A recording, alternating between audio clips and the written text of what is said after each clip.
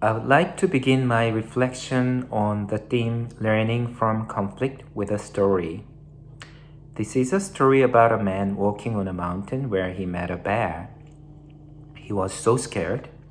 It was his first time meeting a real bear.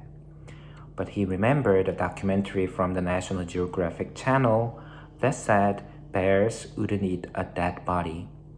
So he pretended to be dead. But what he didn't know was that this bear was the nicest and kindest bear on the whole mountain.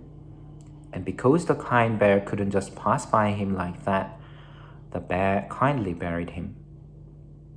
This is, of course, a silly little story, but I believe this silly story could remind us that everything is not simply good or bad.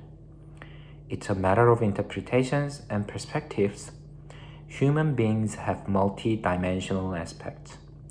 Your enemy can be somebody's loved one. Well, we are sometimes so sure about certain things we learn from TV, books, friends, and our own society. But isn't there always an exception or a possibility of something not being true? The problem is when you've immersed yourself in conflict, it's very hard to think otherwise. Then, how could we learn from conflict? As many of you know, I'm from South Korea. South Korea has been in conflict with North Korea for the past 70 years. The Korean War still hasn't ended. When I grew up, South Korea was under military dictatorship, and in the public school I went, I was literally asked to draw North Koreans as devils with two horns. South Korea is now democratized, and public schools don't force children to draw North Koreans as devils anymore.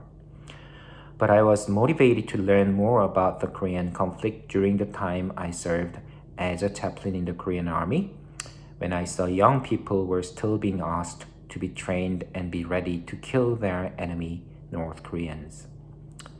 6 years ago, my passion to learn more about conflict brought me to the island of Ireland. Koreans are often described as the Irish of East Asia because of historical similarities of colonization, conflict, and division. There are obvious differences in the nature of conflict, of course. But recently, the armistice situation in the Korean peninsula, still volatile, increased the demand for peace, leading to the growth of comparative learning from other concurrent peace processes, particularly the island of Ireland. As you know, since the Good Friday Belfast Agreement, the island of Ireland has been attracting policymakers and researchers from other countries to learn lessons, because the Irish peace process has been considered one of the most successful. However, the peace builders I met here are all very humble about the lessons learned from the conflict and peace process on the island of Ireland, and showed interest in continuing to learn from conflict.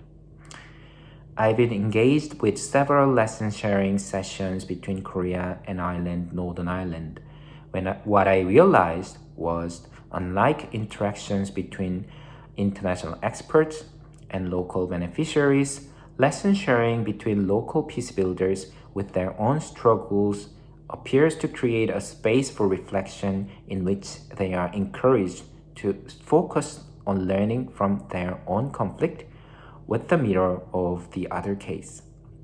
And while sharing the lessons from their own conflict, I witnessed that people could be more hopeful and encouraged to try something different.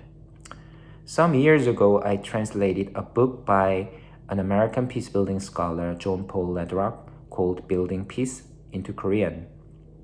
He traveled all around the world, engaged and tried to learn from various conflicts, including the island of Ireland. I would like to end my reflection with his preface for the Korean edition. He says, "The challenge of digging deep into protracted conflict does not sit primarily with complexity of issues, the long history of conflict, or the callous hardness of leadership. It requires a belief that change is possible. At its sense, it requires that we face a paradox. On the one hand, we must be very clear and realistic with the difficult on-the-ground facts that generate the conflict, division, and intractability. On the other, we must never forget that we as a human community are capable of the creative act, capable of giving birth to something that does not now exist. And the inevitable process of seeking a way forward beyond the conflict begins to emerge and solidify.